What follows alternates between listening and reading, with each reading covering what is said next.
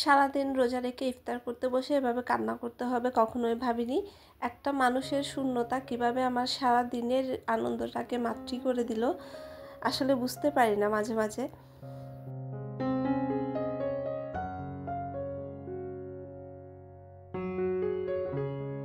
আসসালামু আলাইকুম, কেমন আছেন সকলে?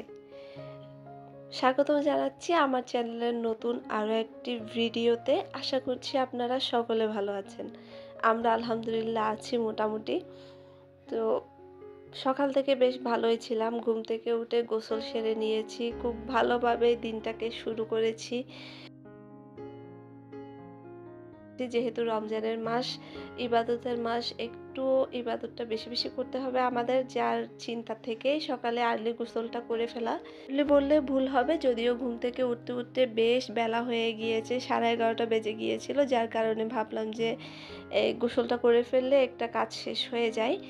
তারপরে ফিশগুলোকে একটু খাবার দিলাম। আমরা তো রোজা রেখেছি, বাট ওরা তো খাবার খাবে, ওরা অবুঝ প্রাণী। ওদেরকে খাবার দিয়ে গাছে পানি দিয়েছি। এরপর দেখলাম যে জানলা দিয়ে খুব সুন্দর একটা বাতাস আসছিল। এই স্নিগ্ধ পরিবেশে আমি আমার পড়ার সময়টাকে বেছে নিয়েছি, বা এই জায়গাটা বেছে নিয়েছি পড়ার জন্য। তো আশেপাশে কিন্তু আয়াত আর তহুরাও ছিল, ওরা আমার পাশে পাশে ওদের পড়ালেখা করতেছিল। আয়াতের বই নিয়ে পড়ছে। তহুরা তো এখনো ছোট, পড়ার বয়স হয়নি।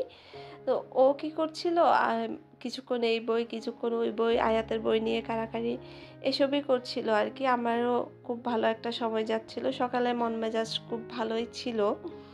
বিকেল হতে হতে যদিও মনটা খুব খারাপ হয়ে গিয়েছে।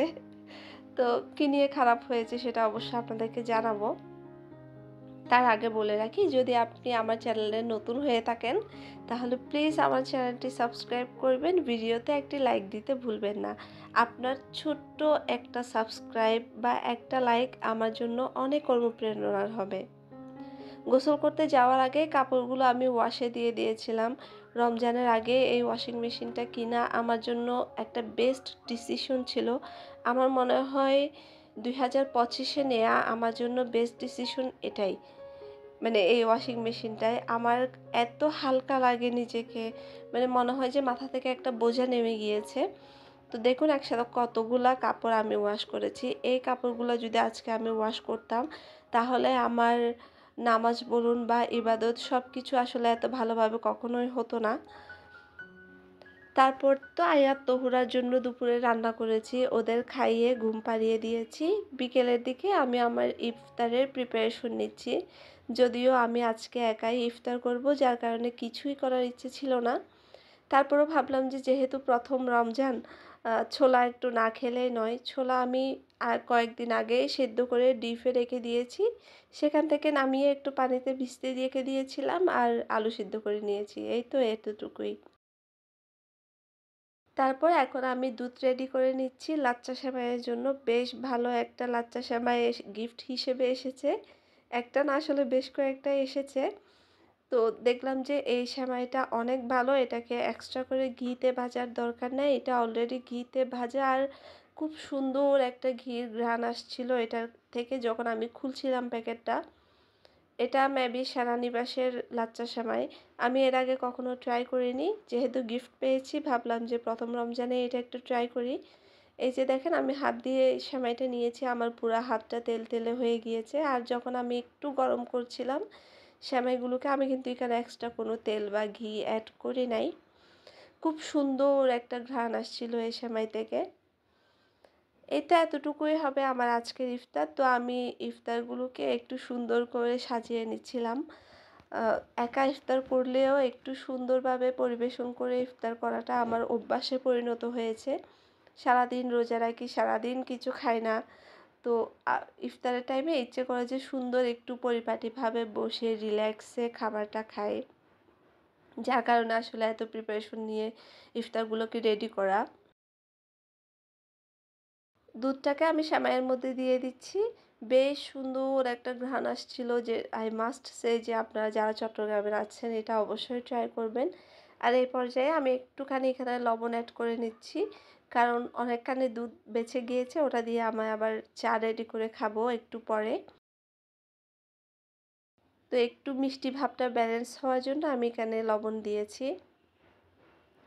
মেয়েরা আসলে হাসব্যান্ডকে অনেক সময় দেখা যায় যে খুব একটু গুরুত্বপূর্ণ মনে করে না বা মনে করে যে উনি থাকলেও কি না থাকলেও কি। প্রতিবার রমজানে যখন আমার হাসব্যান্ড আমার সাথে থাকে, আমার সময়গুলো না অনেক ভালো কাটে। সিরিয়াসলি অনেক ভালো কাটে। উনি অনেক সুন্দর করে ইফতারের প্রিপারেশনগুলা করে, ইফতারগুলোকে খুব সুন্দর করে সার্ভ করে। আমার কিছুই করতে হয় না। আ এই যে ফ্রুটসগুলো এগুলো সব উনি কত রকম করে যে করতো। আর ছোলা তো কখনো এভাবে খাইই না। উনি একসাথে অনেক কিছু কিনে নিয়ে আসে বাইরে থেকে। তারপর ওগুলাকে এড করে ছোলাগুলা মিক্স করে আমরা ৪ জন একসাথে খাই। আমি আমার আয়াত, তহুরা আর আমার হাসব্যান্ড। তো এখন উনি নাই বিদায় বাচ্চাগুলাও আমার পাশে আসছিল না। পরে আমাকে যখন মন খারাপ করে ফেলেছি তখন আয়াত বলছে যে, "আম্মু তোমার কি একা, একা ইফতার করতে খারাপ লাগছে?" আমি বলছি, "হ্যাঁ।" বলতেছে, না আমরাও করি তোমার সাথে ইফতার।" আমি বলছি, "আচ্ছা ঠিক আছে করো।" তো ও আমাকে আসলে সঙ্গ দেওয়ার চেষ্টা করছিল। আমার খুবই একা লাগছিল ইফতারের টাইমে। ভাবছিলাম যে কেউ থাকতো একটু সাথে বা আমার হাসব্যান্ড থাকতো বা আমার পরিবারের কথাও খুব মনে পড়ছিল। আমার মা-বাবা ওরা সবাই মিলে ইফতার করছে বাড়িতে। আমাকে ভিডিও কল দিয়েছিল। আমার খুব মন খারাপ দেখে আমি কলটা রিসিভ করিনি আর। কারণ এখন যদি আমি ওদেরকে ফোন রিসিভ করি, যদি দেখি যে ওরা সবাই একসাথে ইফতার করছে, তাহলে আমার মনটা আরও বেশি খারাপ হয়ে যাবে। আর আমি ওদের সামনে কান্না করা স্টার্ট করে দিব। যদিও আমি কান্না করিনি। জাস্ট একটু মন খারাপ হয়েছে। আসলে স্বামী থাকতে স্বামীকে মূল্যায়ন করা উচিত। আমি এটা আজকে বুঝলাম। উনি আজকে সিটির বাইরে বিধায় আমার সাথে ইফতার করতে পারেনি, না হলে অবশ্যই করত। আপনাদের রমজানের ১ম দিন কেমন কেটেছে অবশ্যই আমাকে জানাতে ভুলবেন না। আর আমাদের জন্য অনেক, অনেক দোয়া করবেন। আজকে এটুকুই বিদায় নিচ্ছি। আল্লাহ হাফেজ। আসসালামু আলাইকুম।